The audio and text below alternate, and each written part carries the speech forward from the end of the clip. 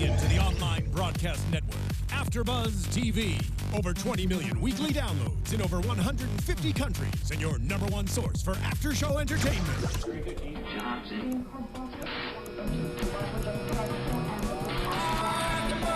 AFTERBUZZ TV, the destination for TV superfans. Producing after shows for over 300 of your favorite TV shows, interviewing celebrities and showrunners, and bringing you behind-the-scenes exclusives. All thanks to E! Entertainment's Maria Menounos, producer Kevin Undergaro, and internet leader Akamai. Now, let the buzz begin! You ready? Let's do it. We're about to get in this fight. Welcome to the Biggest Loser After Show. This is season 17, episode 2. I'm your host, Fallon. Welcome. I'm returning with my co-host, Shaka. How are you? I'm doing well. Nice to see you guys. And Chris will be on his way. He's at the gym. I mean, I couldn't blame him. He wanted to burn some fat before he got here. So, I got my session in early. So did Shaka. So we'll be waiting on Chris. Thanks for returning this season. You guys can find me online at fitwithfallon.com and fitwithfallon on Instagram and Twitter. And where can they find you, Shaka? Shaka Strong on Twitter and Instagram. Now, this episode, we have a lot to talk about because it wasn't just one episode, it was back-to-back episodes. Yeah. So it was a full 2 hours for us fans to indulge in. And a lot transpired, and unfortunately, more than one person went home. Yeah, but that it was sad. expected Yeah. because, Double two episode. episodes. So let's just kind of recap. What did you think? Did these 2 episodes really do it for you, or do you think they could have just gave us one? Do you think it was that impactful, that great that they had to do 2? I loved it. It put me on an emotional roller coaster because both episodes had different kind of takes. It was like the first episode was like, I'm not really, what's Dolvett doing? And by episode 2, you're like, oh my God, Dolvett's awesome. And, Yeah. He's really taking responsibility. So yeah, I kind of loved having the doubleheader. I like that this episode was more about the food temptation challenge, and I think that's something that I, even as a trainer, I struggle with. Even we were sitting backstage, and I'm like, I want a cupcake, Yeah. and in my head, I'm like, don't eat the cupcake, you're doing so good. You know what I mean? Right. So I think it's real that they're showing different temptations when it comes to food because it's something that we all, face and have trouble with. So let's talk about the food challenge. And this is what I loved because I'm obsessed with counting calories. I know it's not a good thing. It could drive you crazy, but I think it's important. Even my clients, I think it's important for you to know what you're eating and how many calories you're eating, because it could look innocent, but as we saw today, looks can be so deceiving. Absolutely, yeah. I'm not a calorie counter, but it was good for them to see what it is they're actually eating. Because even though I don't count calories, I know what I'm eating. I know what's good. Do you count fat? Do you count anything? I don't look at any metrics. You're a pro. It's I because stick to clean food. Yeah, I stick to clean true. food. So, but I wouldn't have done that had I known, because I remember I used to eat some of these foods all the time. Yeah. And now you go, oh my God, that's what I was actually putting in my stomach. Like the mac and cheese. That Could you fooled us believe that? all. Wow. I could not believe that. It was just, you just think like a little bit of, cheese, a little bit of butter. It's not gonna. A little pasta. It's not that bad. No. Yeah, it was like double everything that was there. Yeah. And you're talking about Insane. thousands and thousands of calories that you're intaking. That's more than what you should be consuming in a day. And what's even more scary, especially when they did the school lunch. Oh my God, the nachos. One? I hated the nachos growing up as a kid. I hated Did them. you? Yeah, much less now. So I love the nachos, even movie nachos. That's like my guilty pleasure in donuts. Credit to Dolvett for taking one for the team and eating those nachos. See, I thought he was lying. I thought he really liked the nachos, but he was trying to play it cool. I hated those school nachos. Those were awful. Yeah. That's funny. Or what did you think about Jen eating? What did she? She took the mac and cheese. Yeah. See, I would have took the mac and cheese. Yeah, it was a lot of calories mentally, but I think it probably wasn't the worst experience to eat it. So. Yeah. Do you think that any of these contestants on the show, do you think they're really taking in the knowledge that they're learning, or are they just saying, this is a fun challenge, I need to learn what I need to learn, but they're not really soaking it in? I think it might soak in a little bit later and down the line. What did clearly shock them was the fat. when they were showing them the fat. That clearly had an effect on them. Yeah. But with the food, I think they already kind of know that food is not great for them in the first place. So that'll take some time to solidify. I really think it was important for them to take them to the autopsy room. And, you know, not only the fat, but I was really surprised with all that sugar. Yeah. It was crazy. Colby, yeah, just the amount of sugar you know, he was intaking. Colby, they kind of broke it down for all, you know, the amount of juice that he drinks and candy and all that stuff. In a year, he is consuming, I think it was 400 pounds of sugar. How do you eat 400 pounds of sugar? And I think it's easy these days because it's packed in so many different things, and you know, an iced tea is just packed with tons of sugar these days, and sports drinks and soda. So it's actually relatively easy, and you have to watch. You know, you have to be careful. It's just crazy. I think even that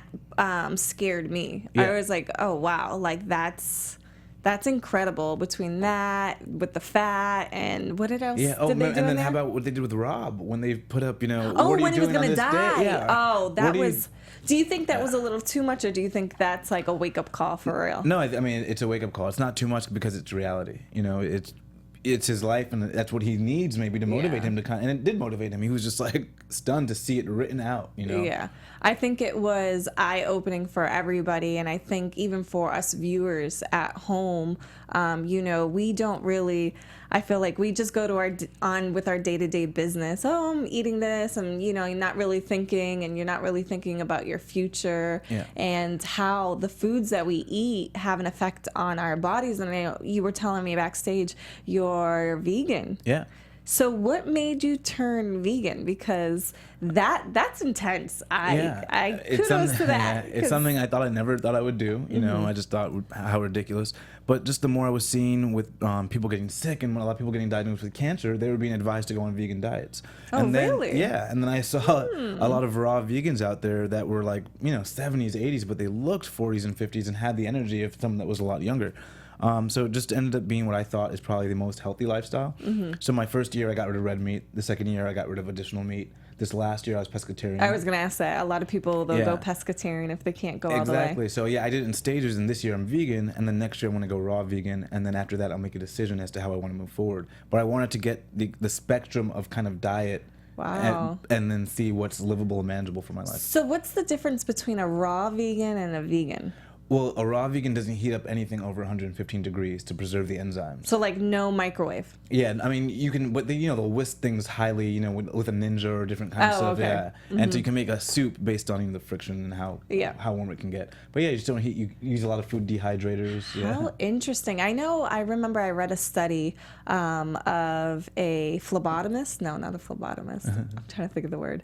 You know, the funeral guys that they open you up. Oh yeah. Like, I mean, not a coroner, not a coroner. Maybe one of those. Sorry, I'm a little out of it. But anyways, so they did an autopsy on a couple, you know, whatever, hundreds of different types of people, whether they eat meat or vegans, and what they noticed in the arteries, those who were vegan, they had arteries of, you know, like a 20-year-old or 15-year-old, and there was no blockage, there was no anything like that. So it was amazing that, you know, you have these 70, 80-year-old, like you were saying, they look younger, but even when you open them up when they're dead, they look younger on internally, the inside. And that's the important part. Yeah, you know, so. Very interesting. I wonder if on Biggest Loser they're ever going to come across that topic. I think right now, you know, they're like, okay, we got to get you. Well, yeah, baby steps. Exactly. Baby steps, yeah. We'll stop with the sugar and the nachos and the macaroni and cheese. So maybe later on it will be a vegan diet. I know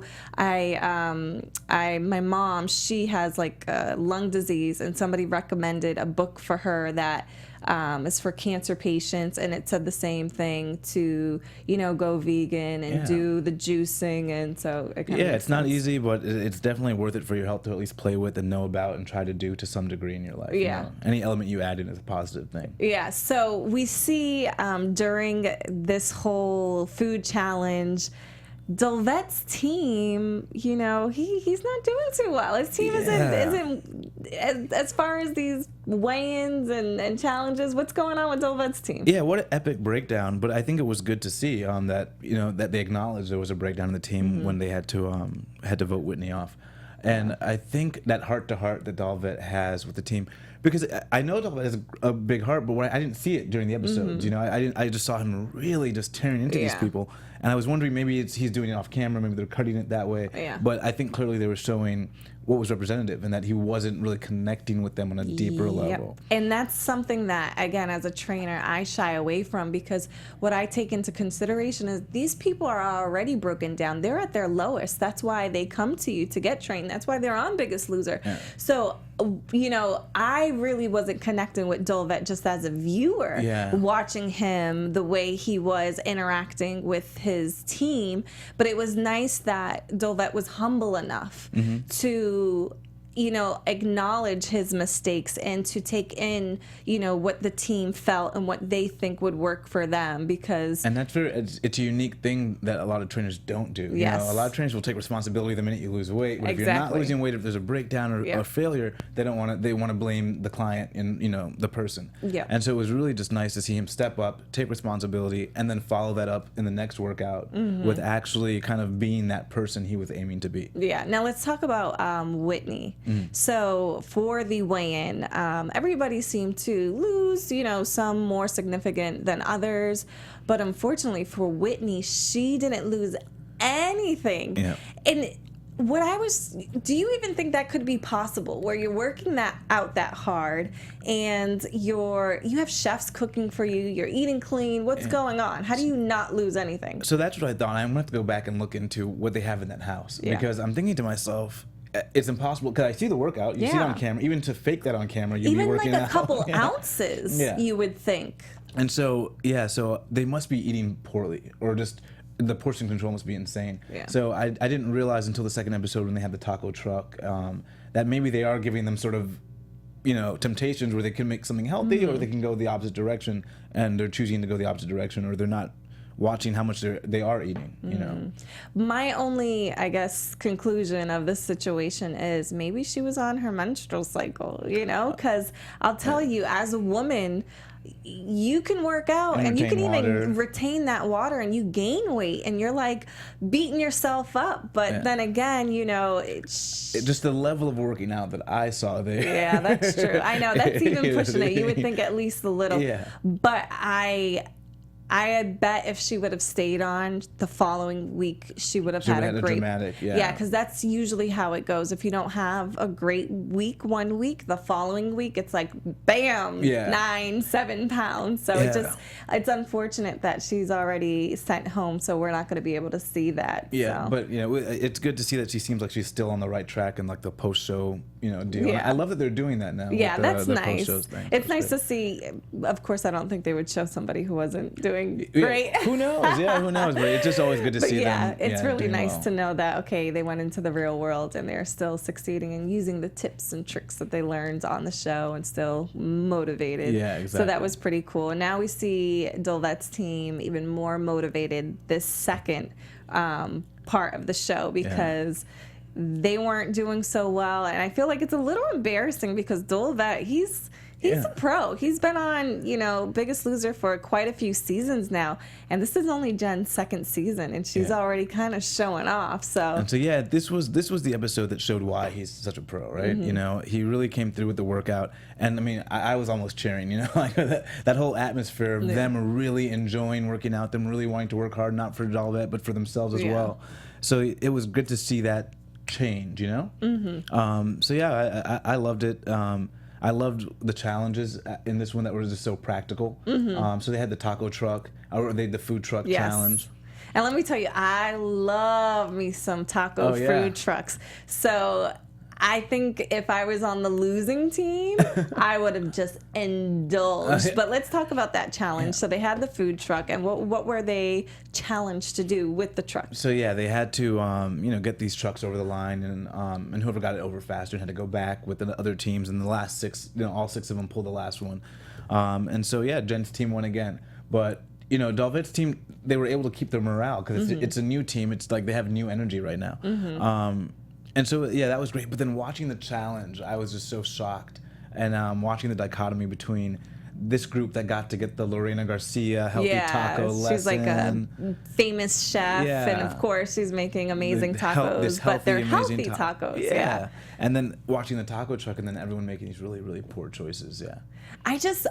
If I was on the losing team, I would want to indulge, but realistically, I would say, I'm not going to eat this. I would rather skip and not eat lunch than eat something unhealthy, because what would be daunting to me is, what if I get on that scale and I lose it for everybody? It wouldn't be worth it. Yeah, and you see that they weren't connecting on that level. Maybe they haven't been in that kind of underdog, you know. Well, no, they had been in an underdog situation before, so I don't know why they just kind of... That's what I didn't understand. Everybody was eating the tacos. I'm like, dude, you just lost. How are you going to eat some tacos? And you could have made a healthy meal with what they had on that truck. You could have made something healthier, you know. But yeah, Richard with the portion control, that was insane. Yeah. Watching Toy make those choices, because I'm rooting for Toy, and then it's really hard to root for her when she's still making the same poor choices. And then her excuse is, well, I haven't learned enough to know better. Yeah, you know enough to say that. If you have that presence of mind, then you know. And especially that we just went through this whole classroom food challenge where you're learning, okay, you want to choose this over this. So I feel like, I don't know, that scares me about her, because although we're rooting for her, and we feel like you want to feel like she's rooting just as hard for herself. Yeah, and it doesn't seem like she is. I feel like she's, again, enabling herself. She's using excuses. Why? I don't know better. No, you're on The Biggest Loser. You know better. Yeah, I think that's where this episode got real for me, was because you just always assume everyone's on the same page. You know, we're trying to lose this weight. It means a lot. It has this kind of consequence. But then this got real. You saw how hard it is just day to day. They know they're being filmed. They know they're on the show, and they're still making poor choices. I hope we get to see one episode where they're in the house and there's cameras, and we get to see them make poor choices. Yeah, just like late night, going into the refrigerator, because that's the real trick. I think it should be easy for them in front of the cameras to put on that face, that game face, that they're into it. But I want to see late at night when they wake up at 2 a.m. and they're starving. Are they getting out of bed and going to the refrigerator? Yeah, and like now with Colby having to vote Hope, or with Hope getting voted off, how is he going to cope now with that? You know. And so that'll be interesting to see, because I thought he was one of the stronger players, Yeah, so. I did too. Yeah. Now, you have done bodybuilding, and I'm pretty sure what you ate was impeccable. But did you indulge in cheat meals? Yeah, I did all the time. Really? Yeah, I did all the time. All the time? Yeah, because for me, it was almost like an 80-90 principle, where if I was eating clean 80-90% of the time, the other 10% was all right. And there's 10% I could have that a little bit each day, really. So yeah, I just made sure I ate clean for the most part. For me, competing was more about, can I do this and still maintain a healthy, balanced lifestyle? Yeah. So it wasn't like going to the extreme. Yeah. So. Do you think the contestants on the show, do you think they're partaking in cheat meals on their own? Like, do you think they're... I'm certain they must be cheating, because for Whitney to lose no weight, you have Hope lost 2 pounds, I think, each week. For these really small amounts of weight versus what we're seeing them do in the gym. Yeah. And I'm assuming they're doing those workouts daily. Yeah, it doesn't make sense. But they did have big numbers on the first episode. And like I said, usually when you have big numbers the first week, the second week you don't really have great numbers. I agree, but for the amount of weight I see these guys with 7 pounds, exactly. It's very low. And just kind of an inside scoop for you guys at home, I've been doing this after show for a while, so I've interviewed a lot of contestants who are actually on the show. And after speaking with them, they tell me they're working out literally 7 to 8 hours a day. Oh, and yeah, so for those kind of types of weight loss, they're just eating a lot of that 7 to 8 hours a day. That's insane. And it's to the point when, even when they get injured, I interviewed one guy from last season. He had like a knee injury. He was in the bike in the water working out. Like, it wasn't like, it was you keep going. Yeah, the workouts look intense. So yeah, I think if they're not getting that kind of weight loss, because I've seen people at that size lose dramatic amounts of weight, but it's really the diet that it's coming from. And I so agree with that. I think, even with somebody who has a large amount of body fat, if they diet alone, they'll still see significant weight loss alone, even without the working out. So the fact that, they are working out hard, there's something... And I think maybe they cast a show for people that really need it, people that need to have that mental change. There are some people that are it'll click eventually, and maybe these are the people that needed to get this kind of professional help to change that mental mindset. Yeah, you guys out there watching, please rate, subscribe, give us 5 stars on iTunes. Also, comment in the YouTube section, comment area. Let us know what you're thinking of these episodes. Did you want Whitney to stay? How do you feel about Dolvett's team or Dolvett's coaching style? Do you two struggle with, choosing better nutrition choices? Let us know how you're feeling. Let us know what you think of our after show. Yeah. What do you want to see? Who do you want to see on here? Do you want us to call Dolvett? Do you want us to call Jen? Let's get him on the line, right? Yeah. All right, so let's get back. So let's talk about the healthy tacos. Do you remember what the differences that there was between the unhealthy tacos and the healthy tacos that Lorena put in them? Well, I do remember the lettuce, and so using the lettuce wraps are great as opposed to a flour or even a corn tortilla. And then they even had salad on the taco truck that they weren't really taking advantage of. And so I think tacos can be healthy, and I like that they showed that juxtaposition. Even with the earlier episode where Bob showed the turkey wrap, the turkey burger, and so I think it's good for them to see that you can be healthy and it can be delicious, And so hopefully they take that back home with them, and they see how easy it is to, like carrying the meat with you to a barbecue or something like that. As there's simple as that. So many options out there. I think sometimes we get stuck on, like, even pizza. There's cauliflower pizza that you can make that's pretty good. I actually made this morning, I made protein pancakes, nice. Out of oatmeal, almond milk, eggs, put lots of fruit. So there's so many options to foods. Like, I just looked up a recipe for cauliflower mac and cheese. Oh, nice. And I've had some before. Oh, have you? Absolutely. Okay, delicious. I haven't made it yet. So I'm excited to eat that. But, I would say do your research if you're struggling at home of how do I eat clean without being bored. If you are sick, you're sick of the smell of tilapia and asparagus, you can spice it up. There's different things that you can have. Even I made, because I love my Latin food, I made cauliflower rice and beans. I baked my plantains instead of frying them. So there's different things that you could do.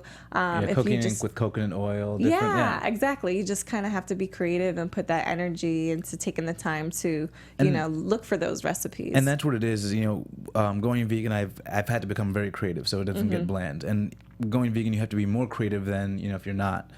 But you can do it. And it just takes work. And I think we forget, we don't like to connect that kind of work to our health and to what means something to us. But if we think about it, if we put in the creativity just to make our own food, then that's going to give you benefits long after you're making that particular dish. Exactly. And so it's about we have a guest. He's here.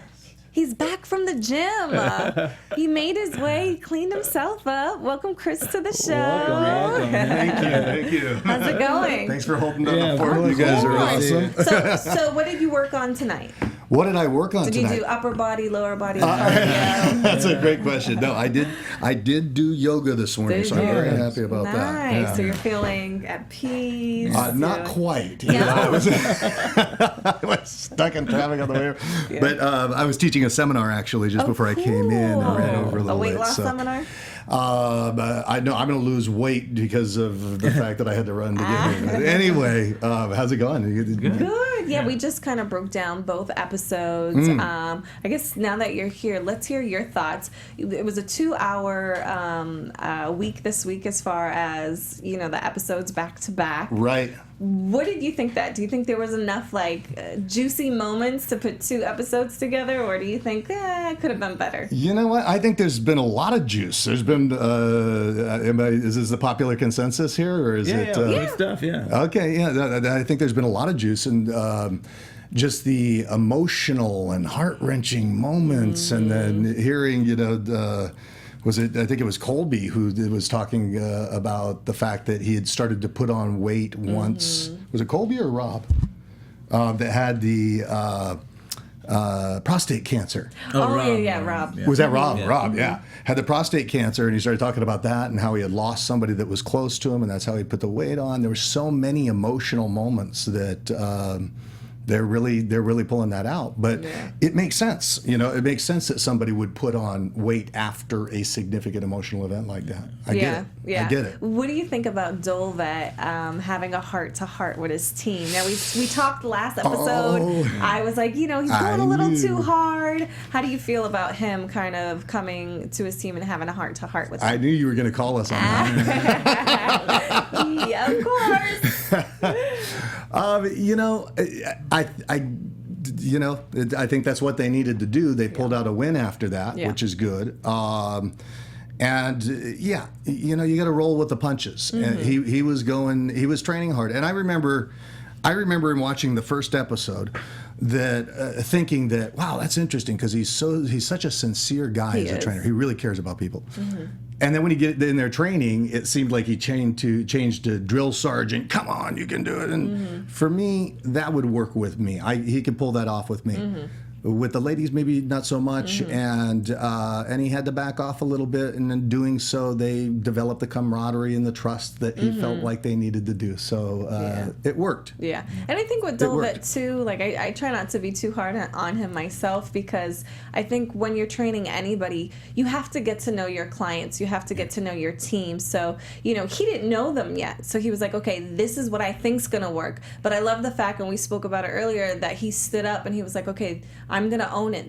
I was a little too hard. It didn't work. What can I do to help? So that was nice to see that Dolvett is, like you said, he's sincere. He's sincere enough to check in with his team to see what's going on. And that's awesome. He took responsibility. I think that's what you really like. So that was great. That's good leadership. They say, if you make a mistake, apologize once and then move on. So. Now, did you learn anything with the first challenge where they had to kind of guess how much, each food contained of calories and fat? Were you guys shocked? I missed your response. Oh, I was so shocked. I was like, you're kidding me. I was like, no, not the mac and cheese. Not the mac and cheese. Well, that's just wishful thinking, though.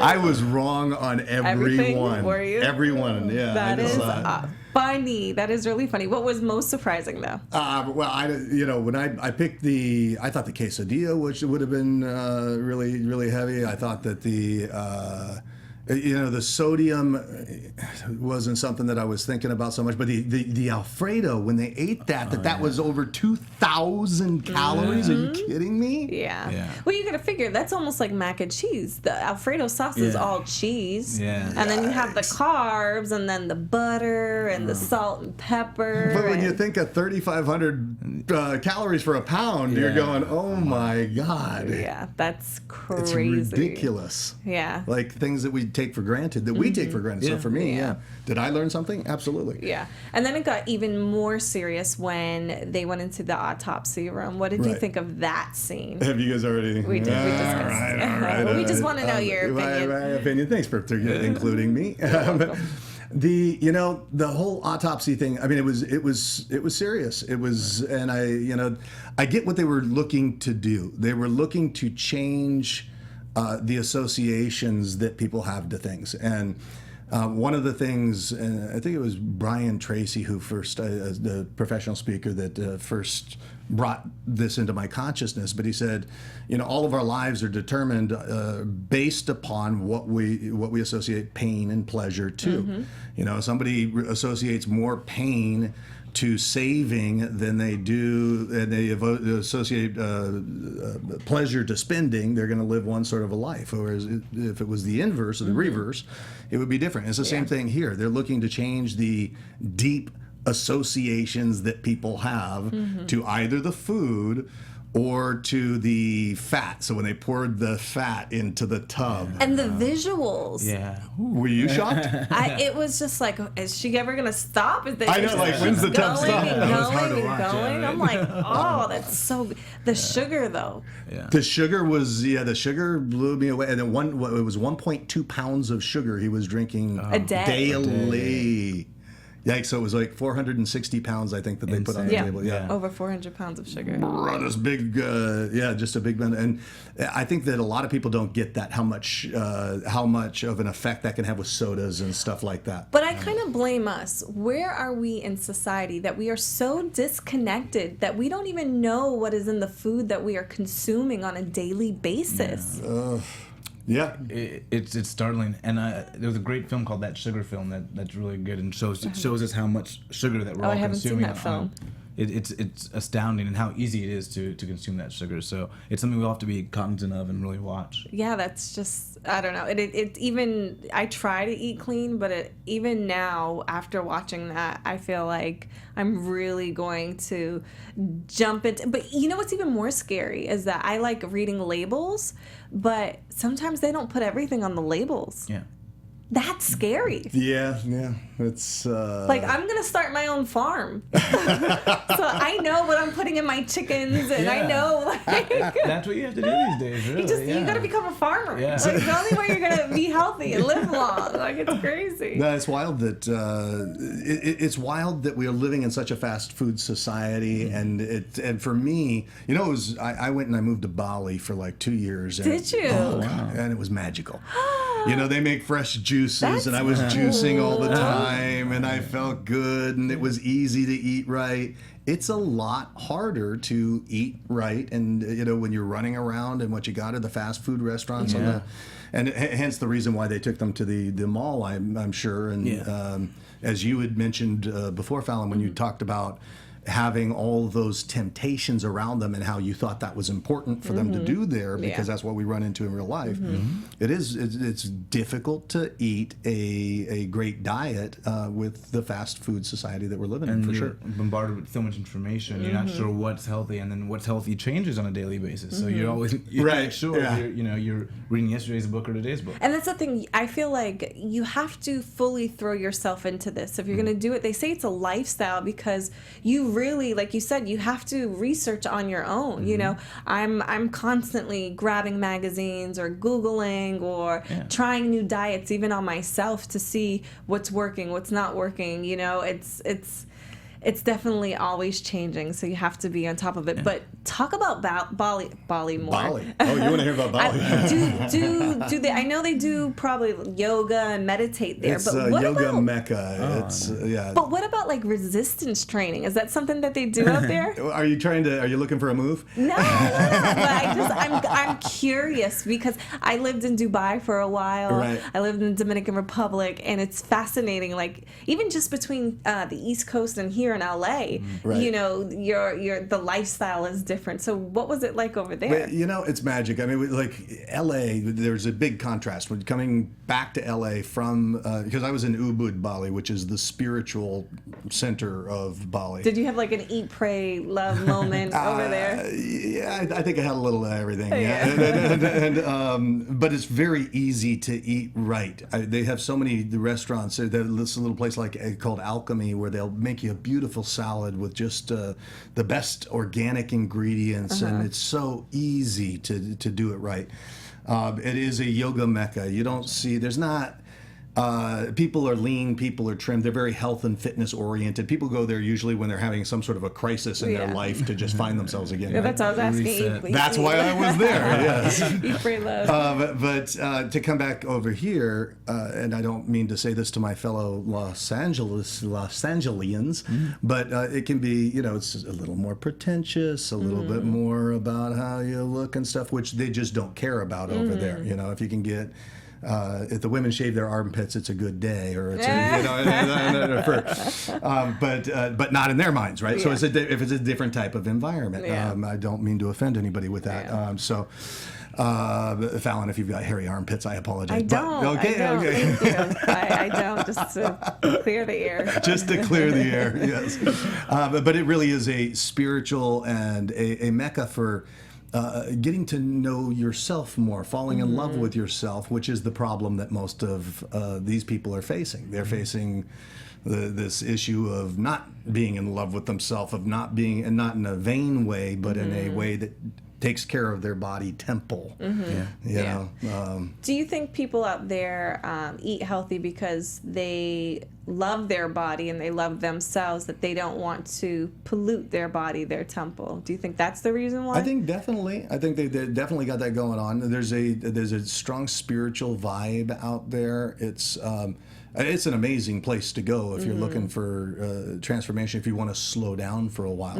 And I think I think the whole lifestyle plays into it, because they've got, it's not just yoga, it's meditation, it's everything that's gonna get you more in tune with yourself. And I think all of those practices, quite frankly, could probably do these people a lot of good on The Biggest Loser, because if we know that they're eating emotionally, we know that they're acting out when they do, and something goes on in their life, and there's some trigger point that's going to cause them to go reach for the hamburger, even though they were taught to eat turkey burgers by Bob with lettuce, right? Yeah. And so, because of the fact that they're doing that, if they were to bring in and weave in practices like meditation, my bet is that they might get to the root cause of some of the acting out.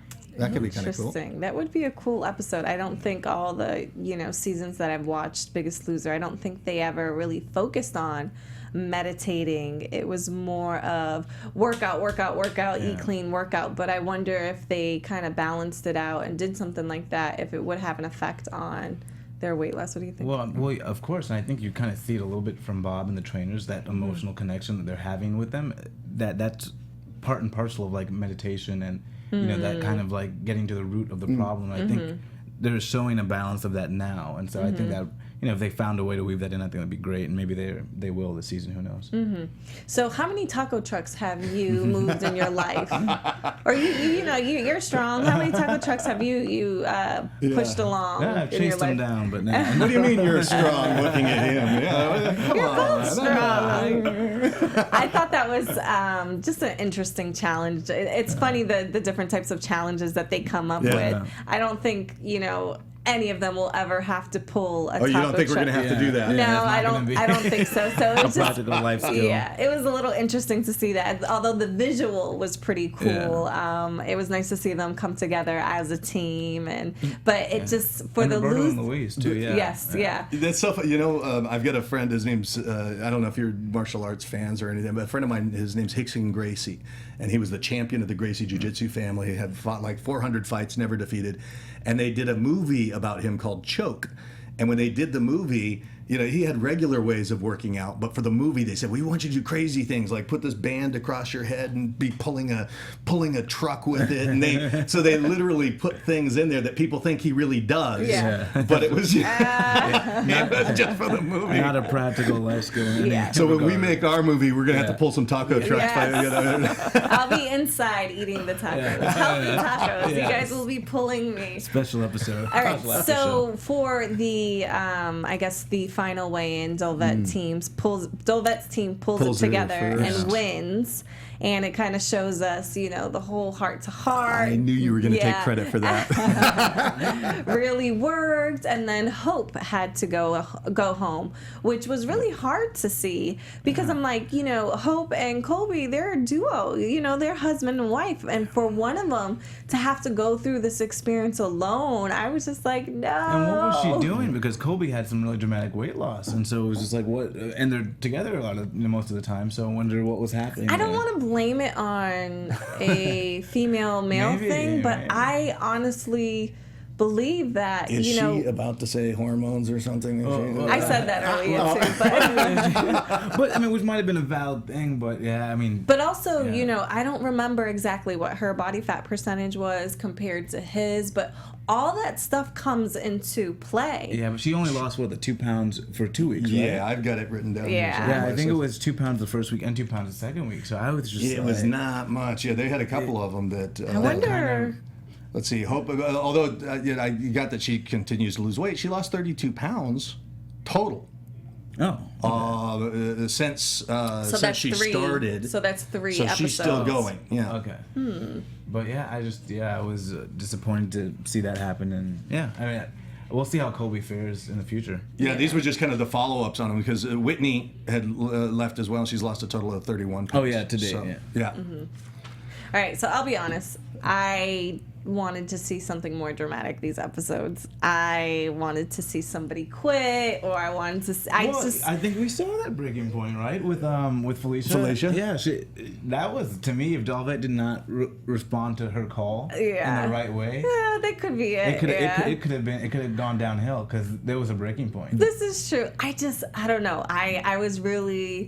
I feel like the first episode, maybe because it was so emotionally charged, I was in tears and I was feeling it. And this episode, I'm like... You wanted to cry, but didn't quite go there. Yeah, or I wanted to be angry or something. Like, I feel like if you're going to give me 2 episodes, I want it to be like something that I've never seen on Biggest Loser before. I think I'm such a fan of this show. I like watch so many that I could almost predict. I think it's coming though. I think they started to show you the first few signs of she's looking at Richard. Why the extra portion?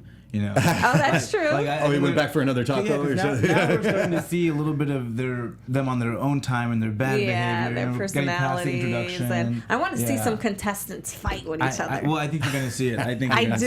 Yeah. I'm sorry. Well, as people start to get split up, if you're going to give me reality TV, I want it real. You want the real thing.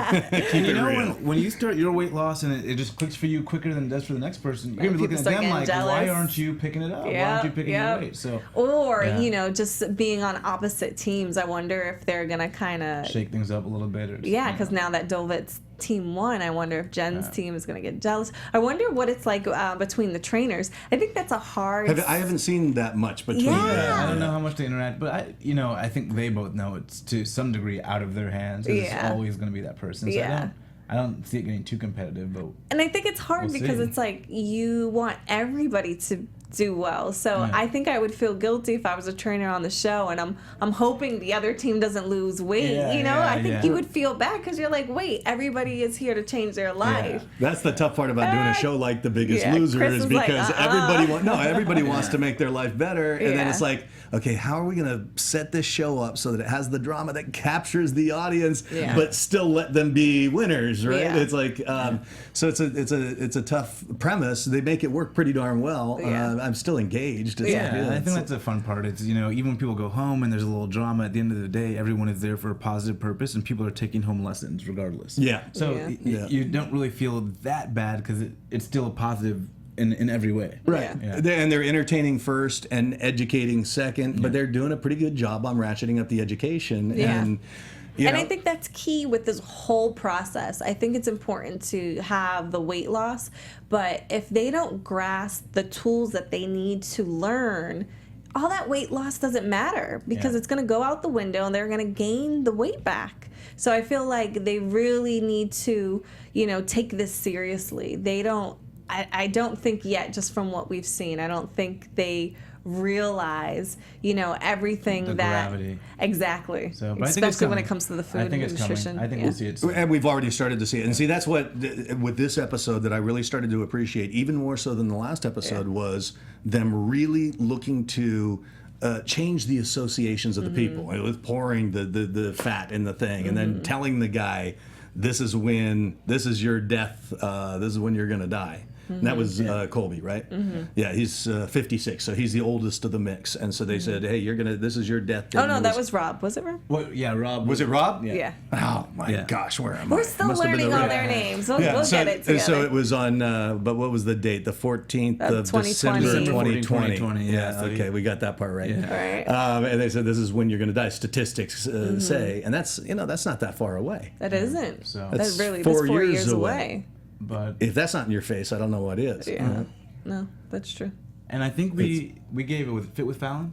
Say that again? With Fit with Fallon. What about it? We gave earlier our different. We didn't want to. Let's get yours in there. Yeah. Oh, what's your handle? Oh, my handle. Yeah. You can reach me at Chris Howard Live or legendarylivingdaily.com is a good place to reach me as well. What can we find on your website? If you go to legendarylivingdaily.com, I've got free quotes and sayings and motivational stuff that go out 365 days a year. So that's at legendarylivingdaily.com, and it's got all sorts of things on every aspect of your life, how to make it better. I have to check it out. Now let's talk about predictions. What do we predict? It's our prediction music. Your AfterBuzz TV. You guys didn't hear it last time. That is way too cool. Did that happen last time? No. We Okay. set our predictions, but the music didn't go off. But that is our prediction music. I did not predict that. You guys at home watching this, you knew the prediction music. All right, we'll start with you first. What do you think predictions are for next episode? Predictions for next episode. Well, I didn't quite get the Felicia thing. I thought he might be able to turn her around. Kind of went the other way. Yeah. So I don't know if I'm the best person to predict right now. I predict drama. That was the easy way out. Yeah. Drama. No, I think that we're going to see. I mean, Team Dolvett was great. They were able to wrap it back around and pull out a win, so that was great. But I think that as the teams begin to lose their partners, that's going to switch things up and create more drama. All right, quick wrap up. We're getting outroed from our show. I think you're going to see a lot of drama with Dolvett's team. I think it's going to come back around, whether or not it's reverted back to that kind of, Uber Commando. Yeah. And then I think you're also going to see some inter-team stuff with Jen's team, because some people are going to be getting it and some people won't be getting it. Yeah. And they'll be like, why aren't you guys keeping up? So. I predict Dolvett's team is going to make another win episode. I think they're going to go on a little streak. Quick fitness tip, because that's what we're going to do. My fitness tip is portion control. I think, instead of grabbing for the big plate, go for the smaller plate. If you're going to have chocolate, have one piece, not the whole thing. Once you learn about portion control, you know how to moderate your food accordingly, then you can indulge and have things without going overboard. You guys can find me online at fitwithfallon.com. Your fit tip. Quick tip, if you're hungry for sweets, go for fruit first. If you still want the sweets, have them afterwards, but go for fruit first. It'll normally cut your craving. Shaka strong if you want more. Yeah. Shaka strong. And quick fitness tip would be weave that meditation in. I think if you're able to get 2 times a day, even if it's 5 minutes, where you just quiet your mind, you sit in silence, that can begin to move out into your life, where a lot of the cravings and a lot of the things that would drive you to grab the food can disappear. Nice. Great tips. I'm going to take these into account. We'll see you next week, same time, same place on AfterBuzz TV. Make sure to tweet us, subscribe, rate 5 stars, and we will see you next week. From executive producers Maria Menounos, Kevin Undergaro, Phil Svitek, and the entire AfterBuzz TV staff, we would like to thank you for listening to the AfterBuzz TV network. To watch or listen to other after shows and post comments or questions, be sure to visit AfterBuzzTV.com. I'm Sir Richard Wentworth, and this has been a presentation of AfterBuzz TV. Buzz everywhere.